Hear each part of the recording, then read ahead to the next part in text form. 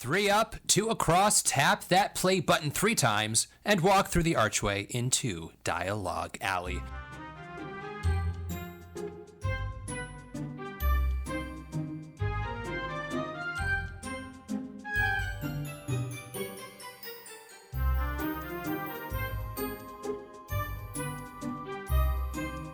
Hello, everyone, and welcome to Dialogue Alley, the official Potter Collector podcast about Harry Potter books, book translations, and all things magical. I'm Peter. I'm Carly. And I'm Erik. And, I was going to say the 4 of us, but actually the 3 of us today. We are missing Melanie today, so Melanie, we miss you, but we know you're having a fun time where you are. But the 3 of us are Harry Potter book translation collectors. We collect Harry Potter books from all over the world. And this is season 4, episode 28, I believe, right? 28. Yeah. Wow, that's crazy. I'm so proud of us. I know, you should be so proud of you and us. So, what do we have to talk about today on this show, guys? Well, we have some news, and I wanted to talk about Epic Universe today because you probably have a lot more information on that than just Carly and I did last episode. So we're talking about Epic Universe and the announcements. We don't know everything yet, but we learned a lot more. I feel like in the past 2 weeks, we've gotten a ton of announcements about where that park's going. So I think it's a good point to kind of reflect on what it is as far as we know, and then what we can speculate going towards the future. So that'll be fun to talk about. And we will have a translation of the show. Carly and I didn't have one last episode. No. Because that was kind of a weird... That was a weird... Carly's equipment glitched. We had to hurry fix it. But the translation of the show that Melanie and I had was fabulous. It was Lithuanian with the new cover art, the 20th anniversary Lithuanian book 7, which gets hardly any airtime, and it's like an amazing covered book. So we need to talk about it again at a later date.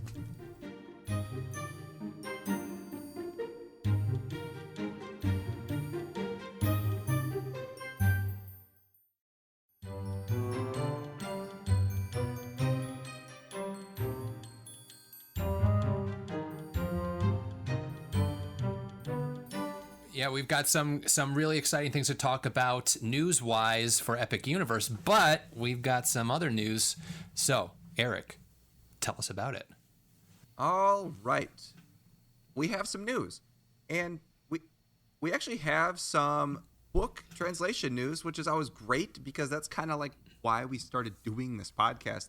So, first off, and I always seem like we missed something, but it's fine because we just circle back to it next episode. But the 2 things I wanted to highlight on this episode is that the Afrikaans version of Order of the Phoenix is now out with the Duddle art, which is kind of exciting. They republished all the Afrikaans books. They're coming out again. They were hard to get for a while, but now they're not. So yeah, if really you just cool. need the text block and you don't care about the cover art, yeah, if you it's can find Mary it. Grand Prix cover art or the Johnny Duddle cover art, it's super easy to find. You can just Google Harry Potter book Afrikaans, and unlike about a year ago, you'll get a ton of different places to buy them from.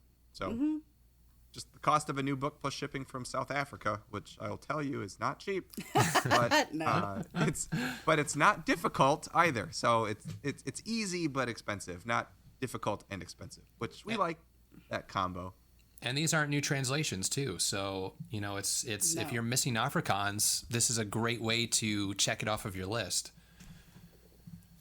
Exactly, without paying $300-400. How much was book 1 going for at one point? It's $300-400. Yeah, it's ridiculous. Yeah. It's crazy.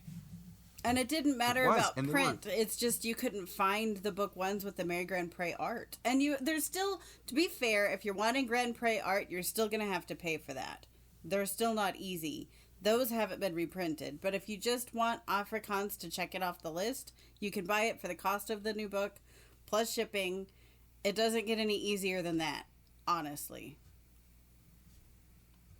Exactly. And speaking of something that you can easily buy, the Greek books are now coming out with the new French art. That makes sense. So the French books last summer came out with all new art for all 7 books by the same artist, and they are fantastic. I was in France when, like, a month after they came out, and they had all the little standees and all the bookstores and all the little cardboard hanging things from the ceiling and all the posters and stuff. It was so cool to, like, actually have all of that stuff, like, still kind of new because there was a little bit of fanfare. But now you can get that same art with the Greek books, which some of the screenshots I've seen, the way the really font is, it looks really cool. Well, I'm actually pretty perturbed because literally the day before this announcement came out that the Greek books were coming out with the French covers, I had just made a video showing off the unique new French cover art because I finally got them in. And like less than 24 hours, I was like, really? I'm going to have to make an aside, which I finally got around to doing today because I'm 2-3 weeks behind. But I was very perturbed. Well, you shouldn't be perturbed that these exist because they're gorgeous looking. And I'm I don't going to need buy to buy them. There's no reason for me to buy them. I'm going to buy them because I really want bigger. Oh, you are going to buy them? I want to because I want bigger versions of this cover art. Like the French books are very small.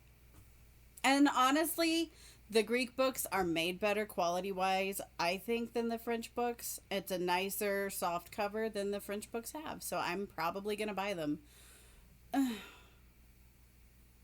Peter, are you picking these up? Oh, yeah. Of course. See? Oh, yeah. Of course. Of course. Without a doubt. Let me know when you do. Actually, you let me know when you do. We'll talk. And then we'll we'll both let each other know. Yeah, have your people call my people and we'll figure it out. Perfect. And then, Carly, I think you got some new books because it was Carly's birthday last week. Bookmail, and you can't have a birthday. To you. Thank you. You can't have birthdays and be a book collector without cake and Bookmail. And I got both. 100%. Yeah, and I'm actually so excited. I've been looking for this book that I got since 2015 when I first found out it existed, something like that. It is the alternate cover for Bengali Azkaban. Azkaban came out in 2 covers, Migrant Prey, which is the very common one, and as well as Cliff Wright, which is not so common, and now I have both. I just realized I completely forgot to respond to your text message. I'm so sorry. You messaged that to me, and I completely forgot to respond. And now I feel so bad. I couldn't remember what I'd messaged you anyway, so we're good. Good. Okay, that makes me feel better. I was just real excited, and I had to tell people, because, you understand how neat it is to get a book that you hadn't even really seen many pictures of, because it's not super common. Yeah. So anyway, that was my birthday present from me to me. So fun. And Carly, is it just as good of quality as the rest of the books from Bangladesh? Oh, worse. Much worse. Which means, like, if this were brand new, it would still be acceptable for those who don't have the Bengali books. But because it's been read and probably sat on someone's shelf and just aged and dust blew on it, it is probably, like, poor. But, it's a great gift. I'm not complaining. It is the wonderful quality we expect from the Bengali books. So, not at all. Those are books that I picture, like, you take a picture with, like, a flash camera and, like, and the cover falls off. Makes the book, like, cracks. Yeah, like, it just cracks. All the pages fall out. Seriously. I have never seen more like books. A puff of smoke. I've never seen more books that are, like, just problematic. They're comedically problematic, but it's still a thing. Yeah, it's like they're made to fall apart, comically. It reminds me of like the burn after reading messages, like if you're in the spy trade, only these disintegrate after reading. Yeah, this book will self-destruct as soon as you stop reading it, and it won't even like burst into flames; it just crumbles into dust in your hands. Just like at the end of Indiana Jones when the cup disintegrates at the end and it's like just falls apart. Yeah. It just blows away. Oh. Yeah. Yep, and it may take you with it, so be careful. I mean, Indiana Jones, speaking of that, I mean, no, it's not Harry Potter and we're talking about Universal, but now I'm talking about Disney. very excited about the new Indiana Jones ride coming to Animal Kingdom. I Granted, haven't heard I that. love Dinosaur. I love Dinosaur for obvious reasons. I love dinosaurs and fossils, but I am very excited about the retheming into the Indiana Jones ride because, as Eric, you would know, Indiana Jones in Disneyland is probably one of the best rides in existence, and it's coming to Florida now. But a different story, different theme. Very excited. Yeah, and it'll be interesting because the California version and the Tokyo Disney Sea version are both the same. Oh, they They're are? just Oh, themed interesting. slightly different. Okay. Yeah, but the Japan one, all the effects are working, which is fantastic, and the Disneyland one's kind of hit or miss because it's really old. But when Dinosaur was made in Animal Kingdom, it's the exact same ride vehicle and the exact same track layout Yeah. as Indiana Jones, both of the Indiana Jones rides. So when they say it's a new theme, it'll be interesting to see for me because I've been on that ride so many times in California. Like, is it going to be, are they going to put similar things in similar spots, or are they going to do something drastically different? Yeah, So, I don't know. because like just where the car is, you'll be able to be like, oh, this is the part in this one where you go, and you could already do that with Dinosaur. Like, this is where the bridge would Yeah, be. the bridge, or like, yeah, this is yeah. where the spears are. Like, Yeah. you can tell where that stuff is, but it's just themed way different. So there's a slew of other Disney announcements that they made too. I feel like we could talk about that for 2 hours. Seriously. Because I'm so jazzed. And I was in Anaheim when D23 was going on. So like that stuff was like coming out live as I was in the park. It was pretty cool. That's so that's cool. really Yeah, I fun. mean, there's so much Disney we could talk about, but there's another theme park that I think is more important to talk about, and that is Epic Universe.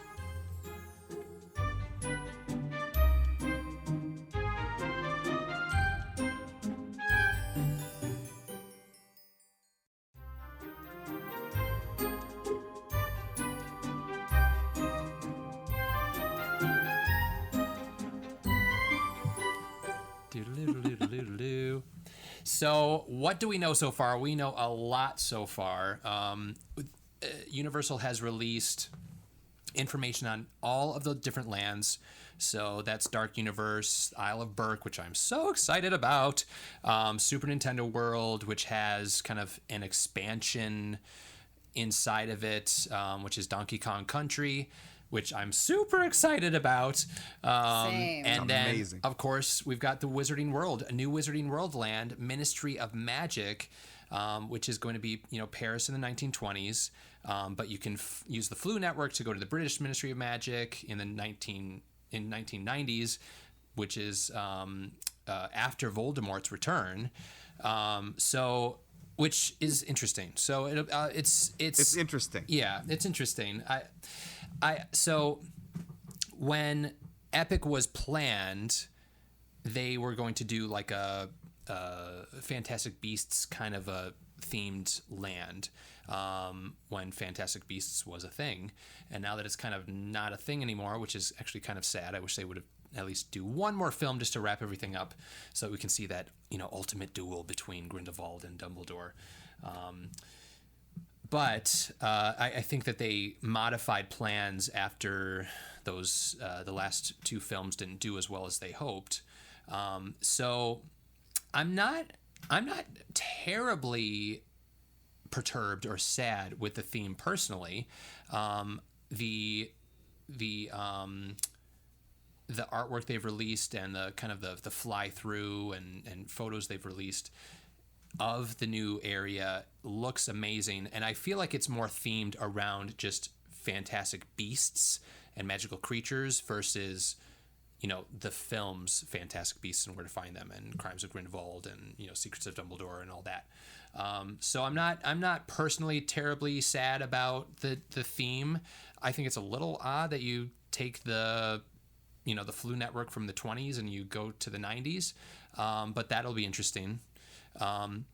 One thing I'm so excited about with Ministry of Magic is the atrium of the Ministry of Magic is going to be the largest. It's going to be the only replica of the Ministry of Magic in the world, and will be to scale, which is like insane. Whoa! To I hadn't scale. heard that And if, part. like, And Oh, how wow. impressive is the Gringotts lobby, right? Yes. That's insane. Like, I think we can all remember the first time that we went into, the Gringotts lobby, and we're like, oh my gosh, this is like the movie. This could be a legitimate bank. It is huge. And, Wow. we know that's not even like most of the queue. It's just part of it. But yeah, like that on a scale is impressive. So when they said that it was going to be to scale in the Ministry of Magic kind of lobby with the Fountain of Magical Brethren and whatnot, like that is amazing, because when you see in the movie, like it's tall, right? And it's not just like, Gringotts is tall, but it's not tall. You can see like all the windows stacking up and such. So yeah, it's really going to impressive. be neat. The other cool thing is, with Gringotts, it's the lobby, or I guess it wouldn't be the lobby, the main bank area. It's part of the queue. There's part queue for the ride, and then the rest you can kind of walk around. So you don't have to just go on the ride or have to wait in a queue in order to experience the atrium of the Ministry of Magic. So you'll be able to kind of walk around and experience it, which is really cool too. And then the ride itself is going to be, I think, spectacular. It's themed around Professor Umbridge trying to basically bring back Voldemort, go back in time to the time of Voldemort, and it's based. The ride vehicles are the elevators that in the Ministry of Magic. So so clever. Yes. Yeah, Clever. so it's gonna be really, really, really fun. I'm excited. Is it going to be like a dropping ride?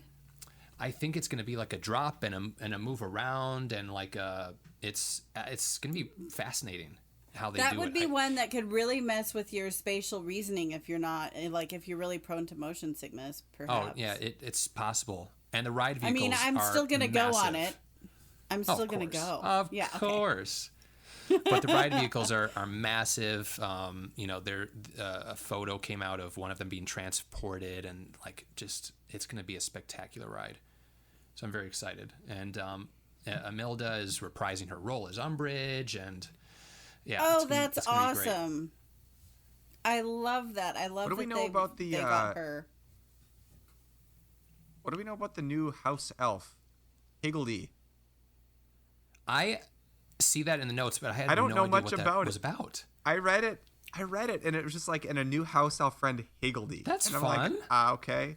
Like, I haven't heard much about it except for just reading the name. They haven't released any images or anything, but it could be like the Duffy Bear of the Disney Universal parks. So they're like, buy your Higgledy merch. So hopefully Higgledy's actually an asset. Yeah. Or Yeah. maybe day one will happen and Higgledy will secretly not be there. Like, yeah, we kind of. Yeah, we nixed Higgledy. Yeah, we're like, ugh. Higgledy diggledy dock. The house elf ran Up off the clock. I don't know. I will say, you mentioned that you don't have to go on the ride to go through the Flu Network to get to the British Ministry of Magic and check out the atrium.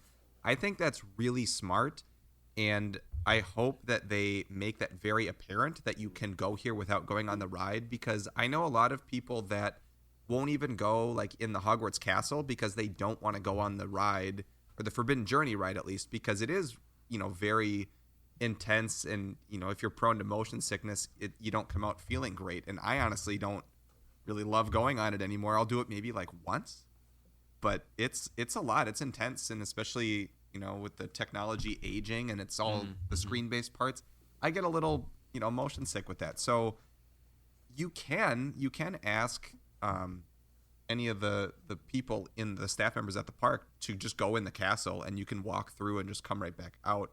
But you have to know about that and ask about that. Yeah, that's a good point. And and the only way to go in really is to go in like you are going on the ride, and then just not go on the ride. So you can probably do that at Gringotts too. I'm sure you could do that for any ride, but you have to be bold enough to ask, like, can I just look in here without actually going on the ride?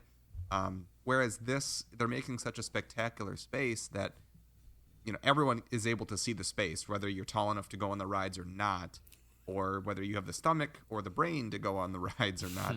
So I really appreciate that they're thinking about how can the most people experience this really cool, like giant interior set piece that they're creating. The last time I went to Universal, they actually pulled me back when I was going into line to measure me to make sure I was tall enough. Little girl, come back, little girl. They did, and I just turned around and I was like, me?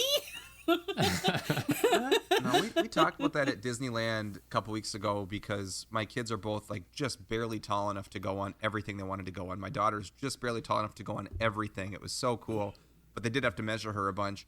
And we talked, because she's reading Harry Potter. She's like, when can I go to the Harry Potter park and see that stuff? Like, well, you can go because you are tall enough to go on everything. Your brother can go on like nothing.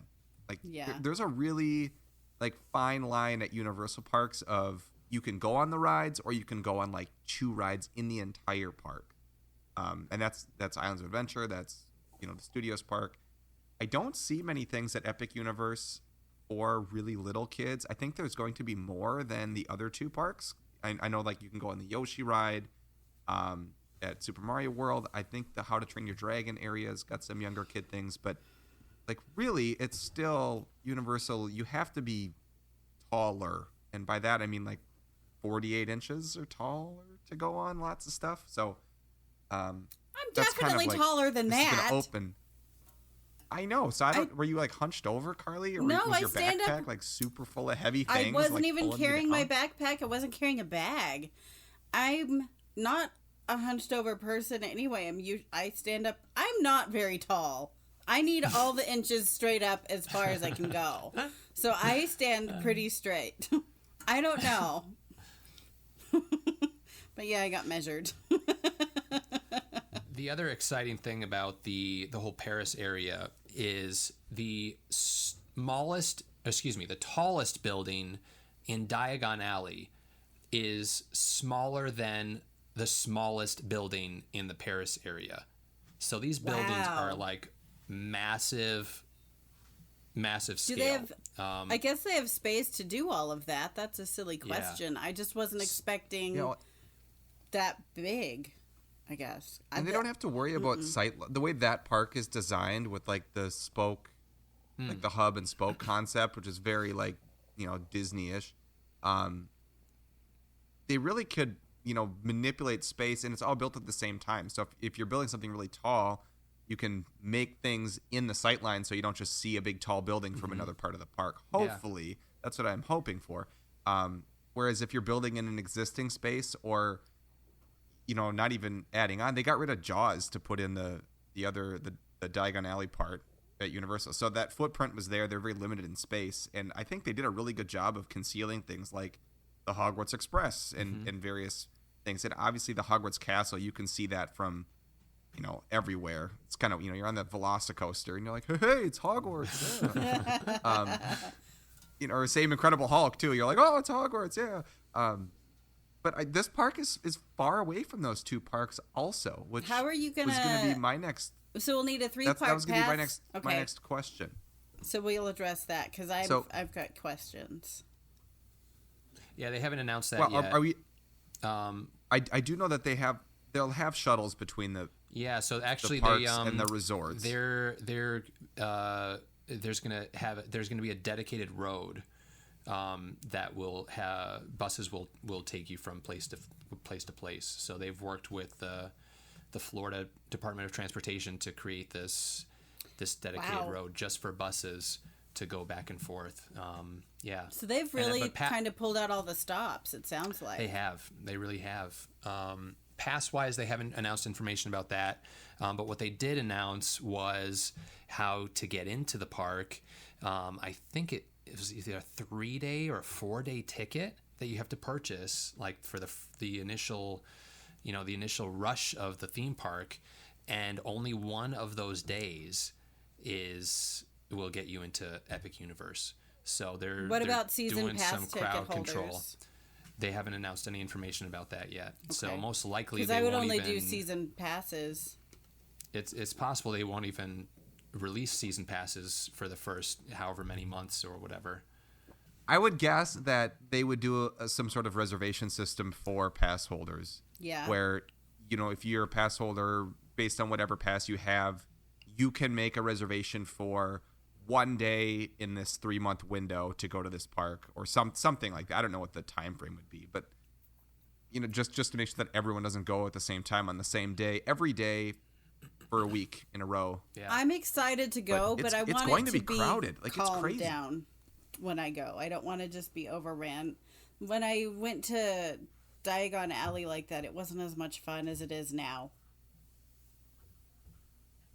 Just my it's thoughts. gotta be nuts. 3 or 4 day with the 3 or 4 day pass that you have to buy. The interesting thing to me about that is you would think, so like Peter, you're a pass holder, you go all the time. When that park opens, it would be like prime time to go to the other 2 parks because everyone, if there was no minimum day purchase, because everyone that's going to Epic Universe is also going to have these other days they have to spend at the Universal Resort. And so those parks are going to be just as busy. So it's very strategic that they did it that way. Yeah. However, it would be like, especially if you were local, right? And you're like, I mean, you still could do this if you're local, but you could just go to one park, Universal Studios Park, and you'd think it would be way empty because everyone would be at Epic Universe. Not the case, because they're going to be evenly distributed or dispersed throughout the resorts. Each park's going to be pretty busy for a while, which is great for them and great for people making money, but not great if you want to just, hit up the other parks because all the hype's on Epic Universe. It's going to be kind of like the whole resort is getting hyped and boosted. Yeah. No, very, very true.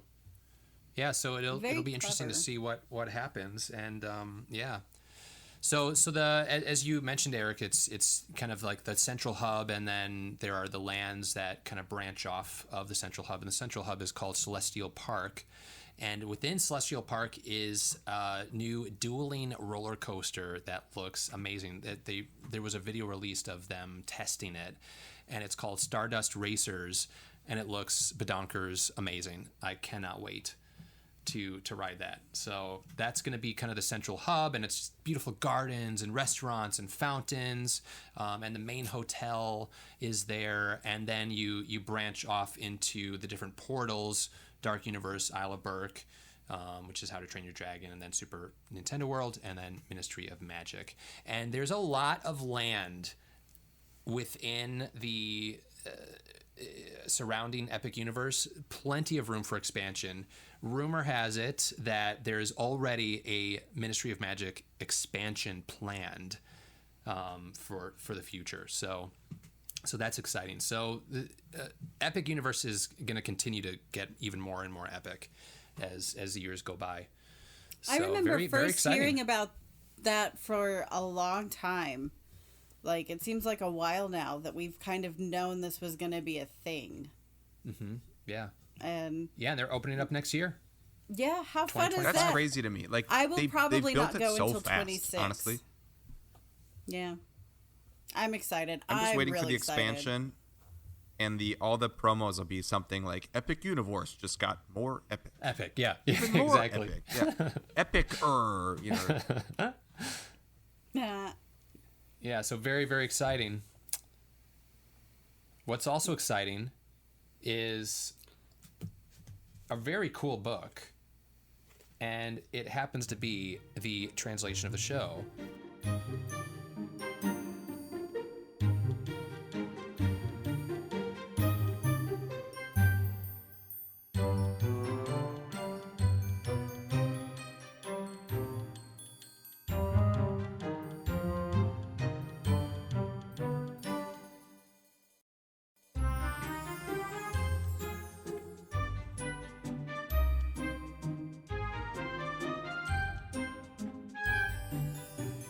Carly, what is the translation of the show? First of all, great segue. Secondly, oh, thanks. I tried. it is this little cool book right here, the Georgian Philosopher's Stone translation. the hardcover. Wait, Carly. I've been to Atlanta. There's no Harry Potter books in Georgia. It's written in a southern accent with lots of y'alls. No, it's the country of Georgia. It's the country of Georgia. It's really, really cool, actually. The translator is Manana. I'm probably mispronouncing that, you guys. Manana. I was trying I was trying so hard not to do that. That is not the translator. Manamana. I had to go there. No, that's the publisher of the Ukrainian books. I know. That is really that's them. It's Manana Antadzi, and published by Bakur Solukari Publishing. And it is the official, Georgian is the official language of Georgia, and native primary language of 80% of its population. The speakers today are approximately 3.8 million, so not a lot of speaker base, but really a neat language. I don't know that much about Georgia. I would love to actually learn more about it. It also has a very unique script and alphabet systems of unclear origin. So that language history is actually pretty cool, linguistically. And it's really cool. How can you not want a book that has script like that?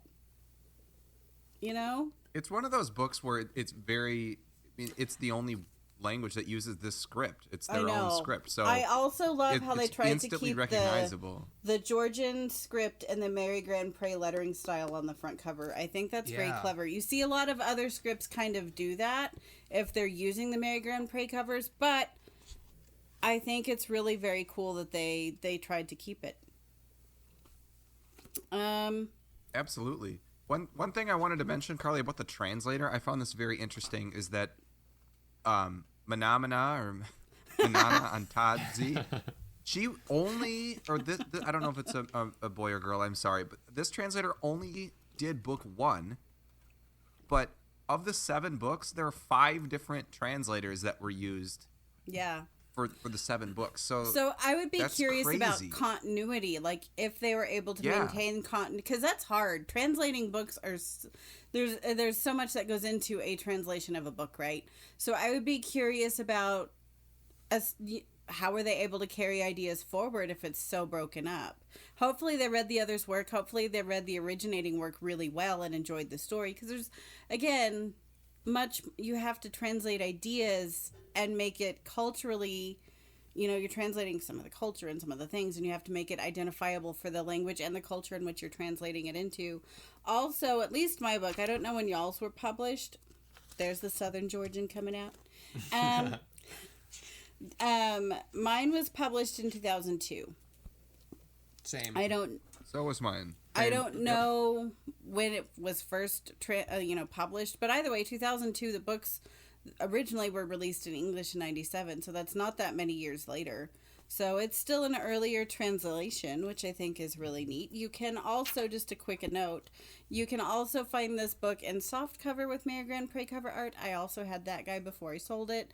And you can also find it in the Katsu Kibuishi cover art as well. So they're around, which leads me into the idea of value and rarity, right?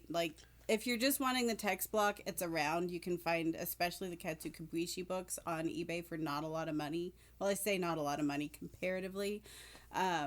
Maybe around $60, between $80-$60 shipped, depending on the book and weight and all of that kind of stuff. So it's not going to be cheap, but it's also not super expensive as far as Harry Potter books go, and even Harry Potter translations anymore. The hardcover Mary Grand Pré, which a lot of collectors really want just because it's first.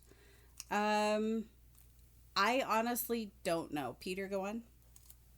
So I was on eBay the other day and actually came across Georgian was listed for sale, and the hardcover right now is $180. Okay, so that's about what I was going to peg it at, between $150 $250. And then a paperback is listed for $60. Yeah, I think I sold mine for 60, so that feels right. And rarity, I mean, book 1 out of all 7 is going to be the one that's in highest demand and the hardest to find. That said, they're still around. I actually need Georgian books to finish out my collection. I need the Mary Grand Pré, like 3 through 6. Because I have. I was gonna say there's a Chamber of Secrets for $40, but no, I bought I bought my chamber from you a while ago. Oh, did you? Oh, okay. Yeah. So thanks. And I bought my Georgian from you, Carly. You're welcome. Isn't it crazy how like all of our books just kind of travel amongst each other? I know they really do. I'm not seeing any of the other books with the Grand Pré cover artwork.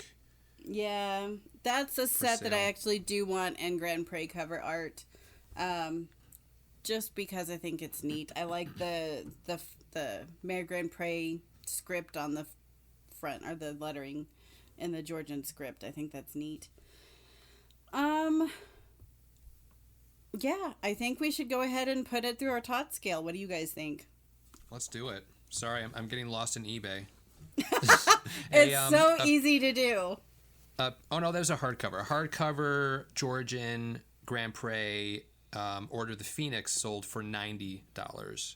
That's not bad. Okay, so, and they're around. I just need to keep a better eye. And I have some connections in Georgia, so I may actually just reach out and be like, can you find me these books? that'd be Because I've easy. heard that in Georgia, these books are easy to find. It's just getting people in Georgia, right? Getting those connections. So I just need to do that. But anyway, let's smell it. What do we think? All right. I'm kind of...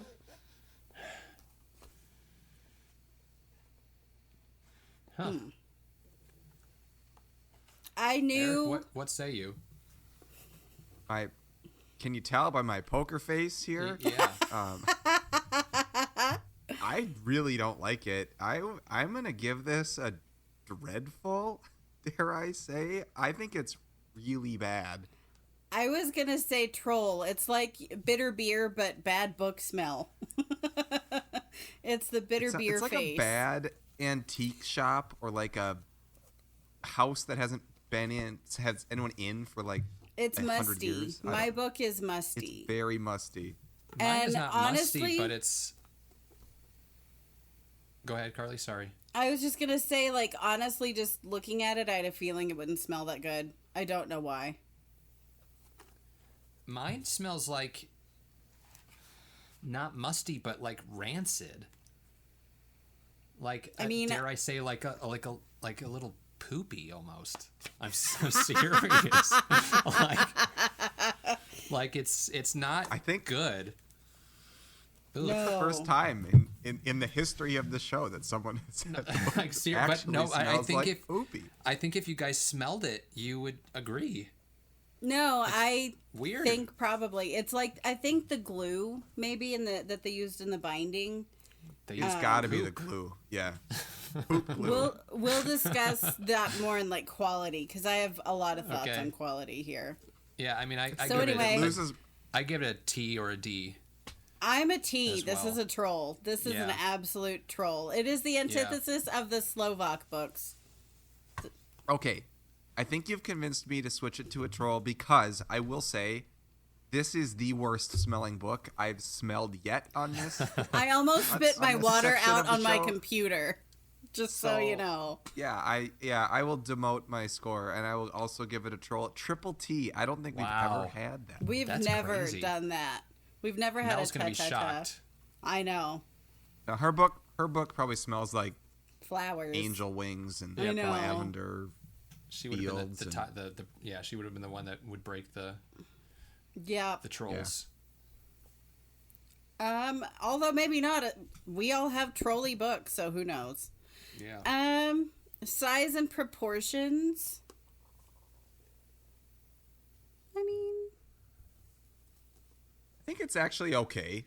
Like, I'm it gonna give it reminds an A. me a little It's bit. fine. Yeah, it's acceptable. It reminds me a little bit of the checkbooks in size and Yeah, I was proportions. gonna say but that not, it's a little smaller. not as precious as the checkbooks, and I don't know why. No, it's acceptable for me. It's I a don't know. book. It's the size of a book that you could read. It's a little bit smaller though, so that's why I'm just getting an A. Yeah, it's acceptable. I would give it an E. I like it. Ooh. I really like the size, and yeah. Just I keep really it away like from your nose. Yeah. So yeah, an E for me. Okay, that's good. We're getting better. How does it feel in your hand? If you were to beat it, how does it feel in your hand? So this is where I don't love it as much. The cover, is yours like a little like bumpy or wavy Yeah. Yeah. on the back? Yeah. Yeah. It's like a little textured. I think it's like you supposed can to be feel that way, but I think you can feel the gradiated cardboard underneath. yeah, I think that's underneath. what it is. So it's like, so that might be more of a quality thing. I don't mind it, but it doesn't feel like it's supposed to be there. If it was supposed to be there, I think I would enjoy holding it more. Well, but and you can see it. doesn't You can like it's feel it supposed on to be the there. inside too, under the paste downs. Yeah. Yep. But what I don't like about holding this, the size is fine holding it. So I think I'm going to give it an A for how it feels in my hands. But the pages and the cover almost line up on mine. So there's really no like Oh, cover versus mine paper. is And very that could just be the way different. my I think that's that yours. could be the way my spine's going. Because mine is Um, very different. Like there's a Yeah, mine definite. too. mine's But yours is almost have- flat. it's almost flat, and I do have And it like my looks- Series of Unfortunate Events books. It Like looks thicker the than bottom mine. is the same way. Yeah, I think it's just the way. Like sometimes the way the I think it's how it's bookmaking cut. machine goes, Yeah. it just gets off a little bit. So that could be localized to my copy, but I'm gonna give it an A again for how it feels. I think it's fine. I'm so torn because I actually love how it feels. I like how the boards flop open. It's very easy. I like how light it is. So if I were sitting on a train, I could easily one-handedly read it, except for the pages aren't meant to be turned and they do this number. So like I would be annoyed by how unflappy the pages are when you try to open them. They just stick straight up. Which I mean, there's pros and cons to that, but I don't know what you're doing, bro. My Halloween costume. I'm the You're a Georgian Georgian book. book. yeah, it's like a wig. It looks like those It's like a TikToks bird- where you're trying bird to actually like feathers. get into the adventure of the book and failing miserably. I mean, for me, I'm giving it another E. I love the smoothness of the book, and I love that even if it's not supposed to be textured like that, I love the textured feel. I'm gonna say again, E2 it's- actually, Yeah, I again think with the that's fine. size, it feels just great in my hand. So yeah, and it would fit in a book bag very easily. So I'm gonna say E. 2 E's and an A. Yeah, I really do like it. Sticking with the A over here. And what do we think about the quality? And this is where I'm gonna go into some things. Okay. I think the quality is poor overall, but there are parts of this that are not poor. The fact that it is still together, this is from 2002, and it's still holding together. None of my pages are coming out. The glue's holding. The spine's actually pretty decent. Like, it doesn't crease the spine the way it's held in. That's great, like, readability-wise. However, the corners ding really easily. I don't think the cardboard they used for the cover, it's very thick and stiff, but also just, like, it just doesn't dings. seem like it was meant to be on a book cover. Like, it seems like it was a material for something else that they used for a book cover. And then I really don't love the stiffness of the pages, like Carly said. So overall a poor, but like it holds up really well. It's just there's lots of things about it that I don't find particularly enjoyable. Internally, this book reminds me so much of Bengali. Like how the pages are so stiff, because that's what Bengali book does. There's so much that reminds me about the Bengali book internally, and that throws me a little bit as far as quality of the book. I think they're bound much better than Bengali, which are comically poor, as we talked about earlier. comedically poor. Mine has definitely been read. There's a spine lean present. So I don't think it was read hard, and I don't think it was read much because the corners are still very nice and square. I think it's been read once, and I think it got a spine lean to it. And so that's going to ding quality for me, as well as how stiff the pages are, which is what I think reminds me so much of Bengali, because they do a similar thing, only they tend to fall out sometimes. So I think I'm just going to go with acceptable. Like, I really do, there's some things on here that I really do enjoy about this book. But the things that I don't enjoy about this book are pretty they're pretty big too. Yeah, I'm struggling between poor and acceptable. So my front cover and back cover are different sizes. So my book is very square. Like it's possibly unread. But it looks like there's a spine lean because the back cover is shorter than the front cover. And just even how the pages are, or the cover artwork is wrapped around the book board, and again, as you both mentioned, the stiffness of the pages. I'm kind of torn between poor and acceptable. I mean, you can do a P+ and an A-. Yeah, that's probably what I would have to go for. Yeah. What if I told you I think it could have been printed a little bit darker in the book. I think totally. line. I think it's it's really, mine's very light.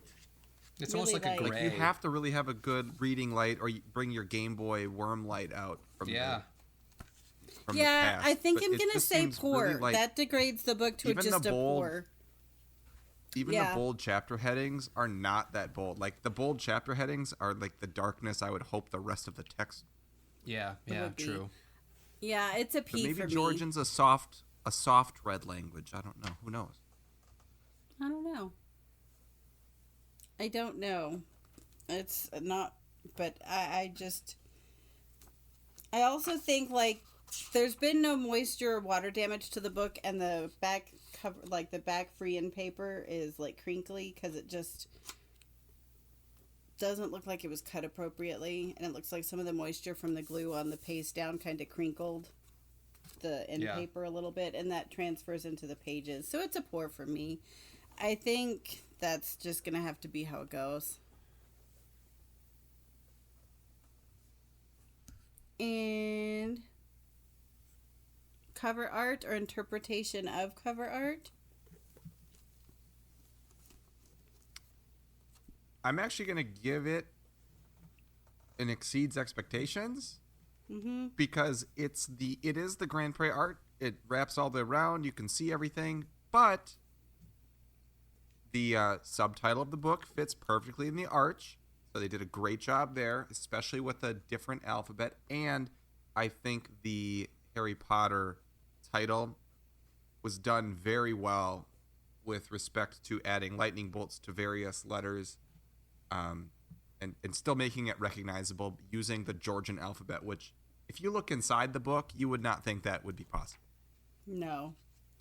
I am actually going to agree with that the exceeds expectations. I also like how deep, like, they used a lot of ink. There's a lot of ink saturation on the cover, so it's not like the colors are nice and vibrant and bold.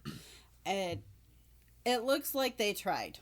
Like when they were putting out or printing not the jackets, but printing the wraps for the boards, it looks like they actually did try, right? The colors are very nice. The lines are very sharp. I think that is actually very good. So I'm going to say exceeds expectations here. I also like that they put HP down in the corner. So if you didn't know, it was a part of the Harry Potter series franchise. Now you know. I'm going to give it an O. For really all the reasons that you guys mentioned, the vibrance of the colors and the artwork, I think is really, really well done. I love the title. in this Georgian text, and what they did with this, and again adding the lightning bolts in various places. It's beautiful. Like it's a beautiful title. So for me, it's outstanding. Oh, you have the Mary Grand Prix? Yeah. Yeah, I had one of those too, and I sold it. Or not the Mary Grand Prix, the Katsukibuishi. Do we have an X Factor? I think we do. The font? Yeah. Yeah. Title for me. Same. And how everything fits, like what Erik said, everything fits here in the archway really well. So that's kind of my X Factor. Same. Yeah, same for me too. It's a great book. So definitely check out the Dialogue Alley podcast Instagram page. You can find it at Dialogue Alley Podcast, and take a look at the photo of this book if you have not seen it before. And you can also find us on Instagram. You can find Carly at All the Pretty Books, Erik at Nocturne Erik, Erik with a K at the end. While Mel is not here, you can find Melanie at the Harry Potter Collection. You'll find myself at the Potter Collector. And we've got some websites as well that you can check out with a bunch of information. Carly's website is alltheprettybooks.net. One of the things that I always love... I was just going to say that we have a Georgian recording. If you want to hear what this language sounds like, we have a recording of the Georgian language over on The Book That Lives on my website. That's exactly what I was going to say. Every time I talk about your website, that's like my favorite thing is Carly did this series, The Book That Lived, where all these did you get them all, or most of them at least? Harrison helped me quite a bit, and we are missing like 8. Like Breton is one we are missing, and we need some re-recordings of some of the others, and then we need like a second translation Croatian, because now we've got 2. You know, we just got the second translation for Japanese, not Japanese, Korean up. I was looking at the wrong books. So yeah, it's been we started working on it I think 2017. Yeah, it's super fascinating. So definitely check that out if you want to hear, you know, what these languages sound like when someone's reading Harry Potter. So alltheprettybooks.net. You can also find information on Dialogue Alley at dialoguealley.com, and the pottercollector.com is my website. You can check out information there as well. You'll also find Dialogue Alley on Twitter at dialogue_alley, and Facebook, and Mel is on TikTok, Magically Melanie, and on YouTube you can find the Potter Collector videos at the Potter Collector. Guys, this was fun to talk about the new park, and obviously our tots. The tots was epic. Great. Yeah, it was very epic. I love that. But guys, that's gonna get old so fast. It's gonna get old so fast. I know. And remember, you can find Dialogue Alley on Apple, Google, YouTube, and all of your favorite podcast hosting locations. And this is the official Potter Collector podcast. And you can also find Dialogue Alley on Patreon and support this podcast and everything that we do over there. Patreon.com/Dialogue Alley, where you will be awarded ad-free episodes and other bonuses, like access to the Dialogue Alley Discord, which is packed with members that are knowledgeable about translations, and there's just a lot of great stuff there where you can join book purchases, group orders, and there are rare translations for sale. People are always helping each other out, so it's a great place to be, and you can access that via the Dialogue Alley Patreon. And if you like what you hear, please leave us a written review, and of course spread the word. But now it's time to walk back through the archway and into our daily lives. We will catch you next time. Bye, everybody. Bye. Bye.